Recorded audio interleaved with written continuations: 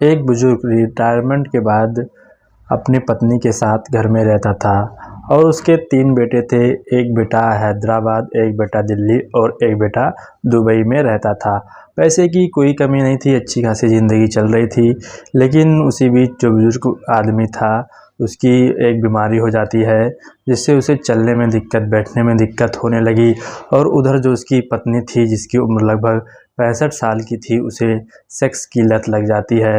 वह अपने कम उम्र के लड़के के साथ सेक्स करती थी और बाकायदा उसे पेमेंट भी देती थी, पैसे भी देती थी। और वक्त धीरे धीरे आगे बढ़ने लगता है और उसके बाद एक दिन ऐसा कुछ हो जाता है जिसकी कल्पना किसी ने नहीं की थी।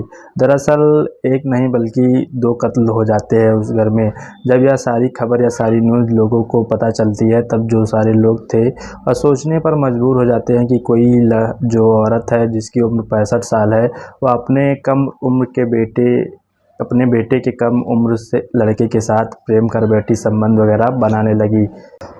दोस्तों, आज हम पूरी जो यही कहानी है आप सभी को सुनाने वाले हैं और आप लोग भी जब यह कहानी सुनेंगे तो सोच पर मजबूर हो जाएंगे कि कोई व्यक्ति, कोई औरत ऐसा कैसे कर सकती है। इसीलिए इस वीडियो में अंत तक ज़रूर बने रहिएगा और आप लोग इस वीडियो को अंत तक ज़रूर देखिएगा, इससे आप सभी को सीख मिलने वाली है। बाकी आप सभी से यही रिक्वेस्ट है, अगर आप सभी लोग चैनल पर नए हैं तो चैनल को सब्सक्राइब, वीडियो को लाइक और वीडियो को ज़्यादा से ज़्यादा शेयर करिए। तो चलिए अभी शुरू करते हैं। दोस्तों, यह पूरी कहानी की शुरुआत होती है बिहार का एक ज़िला लगता है पटना। पटना का एक थाना लगता है पाटिलपुत्र और पाटिलपुत्र की एक कॉलोनी लगती है नेहरू नगर। नेहरू नगर में एक जो रिटायर अधिकारी रहते थे जिनकी उम्र लगभग 75 साल के आसपास थी, उनका नाम NK श्रीवास्तव रहता है और उनकी बीवी का नाम सुमिता देवी रहता है। वो दोनों अकेले ही उस अपार्टमेंट में, उस घर में रहते थे और उनके 3 बेटे थे। एक हैदराबाद में रहता था, एक दिल्ली में रहता था, एक दुबई में रहता था। और जो दुबई में बेटा रहता था वह अक्सर अपने मम्मी पापा के पास कॉल करके उनका हालचाल लिया करता है। उसी दिन लगभग 15 अक्टूबर 2024 के दिन लगभग 12:30 बजे के आसपास उसने सोचा कि लाओ हालचाल ले लिया जाए अपने मम्मी पापा का। तो उसने पहले अपने मम्मी के नंबर पर फ़ोन मिलाया। 1-2 बार फ़ोन मिलाया, नहीं लग रहा था, तो तीसरी बार मिलाया तब भी फ़ोन उठ नहीं रहा था। तो सोचा कहीं बिजी होंगी, तो उसने अपने पापा के नंबर पर कॉल किया। अपने पापा के नंबर पर कॉल किया तो उनका भी 1-2 बार फ़ोन गया तो उठा नहीं, तो अब परेशान हो गया। तो वहीं जो उनका घर था, रिटायर्ड अधिकारी का जो घर था, उसी के सामने एक अपार्टमेंट था, गणेश करके कोई अपार्टमेंट था। तो वहाँ पर एक गार्ड रहता था, यादव करके एक नाम था उसका। तो जो वह व्यक्ति दुबई में उसका बेटा जो रहता था, उसने उस गार्ड के पास कॉल किया, कहा कि मम्मी पापा मेरा फ़ोन नहीं उठा रहे हैं, लगता है कहीं बिजी है, तुम मुझसे बात करवा दो। तो जो गार्ड रहता है कहता है ठीक है सर, थोड़ा रुकिए 5 मिनट, अभी मैं थोड़ा बिजी हूँ, जैसे ही खाली होता हूँ तुरंत जाता हूँ। उसके बाद तुरंत गार्ड वहाँ पर पहुँचता है तो आगे जो दरवाज़ा लगा रहता है, कुंडा लगा रहता है, उसको खोलता है और जैसे ही घर में प्रवेश करता है तो देखता है कि किचन में एक लाश पड़ी हुई है और एक लाश बेडरूम में पड़ी हुई है। जैसे ही यह देखता है, वीडियो कॉल चल रही थी, उसने बताना शुरू किया कि यहाँ पर लाशें पड़ी है और उसकी मुँह से चीख निकल जाती है, वह चिल्लाने लगता है जो गार्ड रहता है। उसके बाद वहाँ जो नीचे किराएदार रहते हैं वह भी दौड़ के आ जाते हैं और आस पड़ोस के लोग भी दौड़कर चले जाते हैं। उसके बाद तुरंत वहीं पाटिलपुत्र जो थाने था, तुरंत कॉल किया जाता है। मौके पर पुलिस पहुँचती है। पुलिस देखती है कि चारों तरफ खून फैला हुआ है और इनको किसी धारदार हथियार से मारा गया है। और दोस्तों, जो NK श्रीवास्तव की बीवी थी, उसको किसी भारी वस्तु से उसका जो चेहरा था एकदम बिगाड़ दिया गया था। उसके बाद पुलिस सोचती है अगर कोई चोरी वगैरह करने आया होगा तो घर का जेवरात वगैरह सब गायब होगा। उसके बाद पुलिस तुरंत जहाँ अलमारी रहती है वहाँ पर पहुँचती है, वहाँ पर पूरा चेक करती है तो लगभग 15 लाख रुपए के जो जेवरात थे वो वहीं पर रखे हुए थे और कुछ कैश भी वहीं पर रखा हुआ था। उसके बाद पुलिस एकदम हैरान रह जाती है, कहती है चोरी भी नहीं हुई है तो इसको किसने मारा।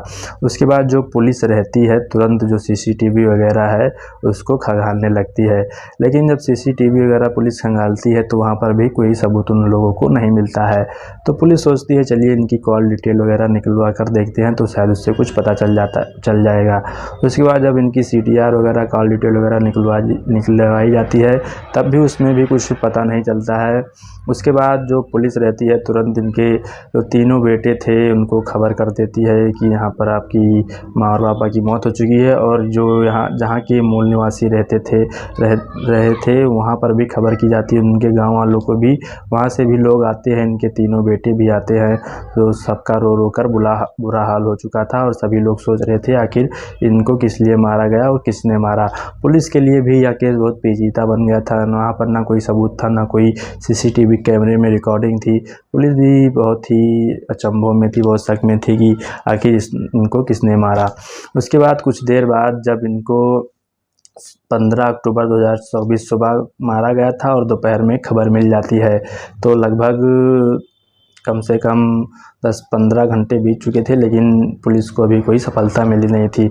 उसके बाद वहीं बगल से ही एक व्यक्ति आता है और पुलिस से कहता है कि हमारे CCTV में 11 सेकंड की एक क्लिप रिकॉर्ड हुई है, इससे आपको कुछ कोई सबूत मिल सकता है। उसके बाद पुलिस तुरंत वहां पर जाती है, उस CCTV फुटेज को देखती है, वीडियो को देखती है, तो वह 11 सेकंड की वीडियो थी, लेकिन उसका जो चेहरा था वह पहचान नहीं मिल रहा था। उसके कपड़े जो थे, उसके कपड़े का रंग देखकर पुलिस पहचान कर रही थी, लेकिन कुछ पहचान नहीं हो पा रही थी।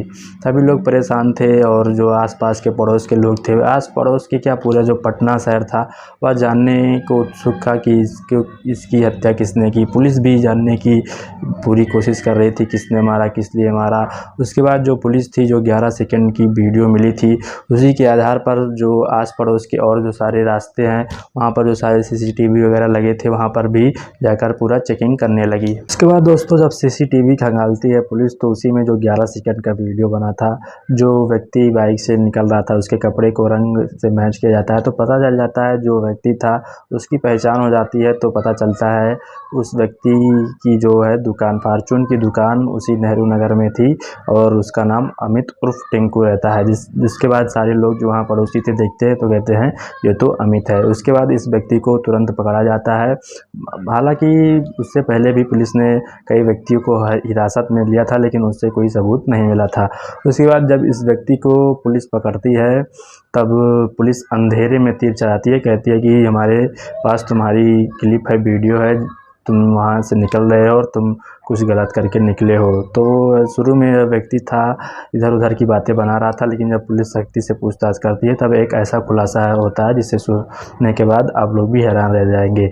उसके बाद यह व्यक्ति जो रहता है अमित कहता है कि हाँ, मैं यहीं फार्चून की दुकान है, मेरी आंटी से अक्सर बात हो जाया करती थी।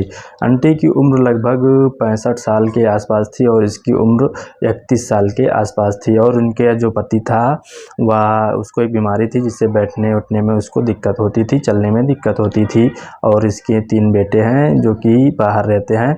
तो मैं जाकर इन लोगों की मदद कर दिया करता था, और आंटी हमारी दुकान वगैरह पर भी आती थी, और हमें 15 अक्टूबर को कॉल करके बुलाया, तो हमने भी सोचा चले जाते हैं, और अक्सर मुलाकात हुआ करती थी तो चले गए, उनकी मदद कर दिए, और मदद करने के बाद हमें पैसे वगैरह मिल जाते थे, मुझे थोड़ा फ़ायदा हो जाया करता था, और मैं आंटी को लगभग 3 साल से जानता हूँ। ऐसी सारी जो अमित था वो बातें बता रहा था, लेकिन पुलिस ने कहा जो पूरी सच्चाई है उसको बताओ मुझे, वरना हमें कोई सख्त कदम उठाना पड़ेगा, और सख्ती से पूछती है तो अमित कुछ और बताना शुरू कर देता है।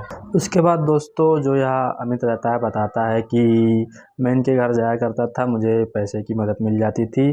पैसे इसलिए मुझे मिलते थे कि जो बुजुर्ग महिला थी, आंटी थी, उसके साथ मुझे संबंध बनाते थे, उसके मुझे पैसे वह देती थी।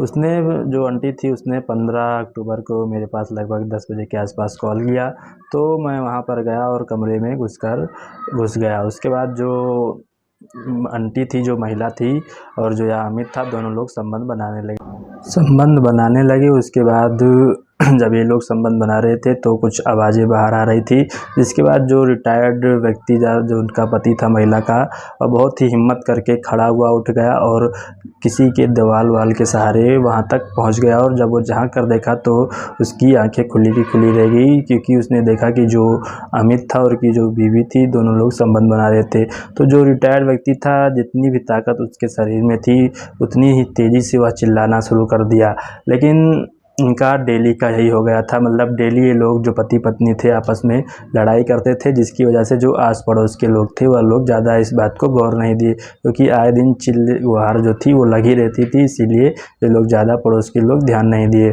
उसके बाद जैसे ही अमित देखता है तुरंत फुर्ती के साथ उठता है, और उठने के बाद जो व्यक्ति रहता है, बुजुर्ग व्यक्ति रहता है, उसको तुरंत पकड़ता है और उसका मुंह बंद कर देता है, और वहीं बगल में बिस्तर पर उसको गिराता है, और वहीं पर उसको एक तकिया मिल जाती है। उसकी आवाज़ बंद करने के लिए उसने तकिया उसके मुंह पर रख दिया। उसके बाद जो सुनीता देवी थी वो भी उठती है और जाती है किचन में। किचन में जाने के बाद तुरंत वहाँ से चाकू लाती है, और चाकू लाने के बाद उसके सीने में, अपने ही पति के सीने में लगभग 4-5 बार वार करती है, जिससे उसकी वहीं पर मौत हो जाती है। उसके बाद जो सुनीता देवी रहती है वह कहती है कि तुम्हें डरने की दिक्कत नहीं है, अब आए दिन की छुट्टी जो है, ये परेशानी जो है ख़त्म हो गई, हम इसका कोई ना कोई इंतज़ाम कर देंगे। उसके बाद जो ये सुनीता देवी रहती है जाती है किचन में चाकू को धुलने के लिए और अपना हाथ भी धुलने के लिए, और चाकू धुल के अपने बगल में रख देती है और अपना हाथ धुल ही रही थी। जिसके बाद अमित जो था वह देखता है कि इस जो आंटी है उसको कोई डर नहीं है, कोई भी दिक्कत नहीं है, एकदम आराम से काम कर रही है, जिससे वह अमित जो था डर जाता है। कहता है अगर यह बात किसी को भी बाहर पता चल गई तो मैं जेल तुरंत चला जाऊंगा, जेल जाने में टाइम नहीं लगेगा। उसके बाद इसके दिमाग आता है कि इसको भी हम मार देते हैं। तुरंत अमित जाता है, वहाँ से चाकू उठाता है और उसको मारने की कोशिश करता है। तुरंत जो वहाँ आंटी थी उसको पकड़ लेती है और ज़ोर ज़ोर से चिल्लाने लगती है।